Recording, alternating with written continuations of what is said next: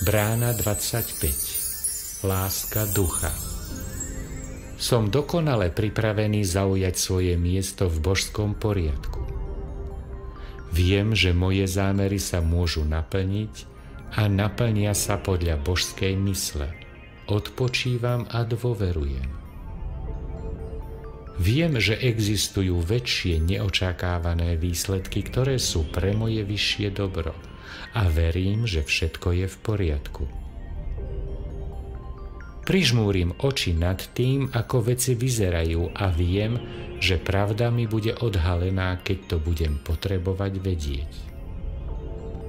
Boží duch vo mne je zdrojom všetkého môjho dobra. Zadania. Prvé. Ako veľmi dôverujete božskému poriadku? Druhé. V prípade akejkoľvek prítomnej výzvy vo vašom živote sa sami seba spýtajte, čo by urobila láska.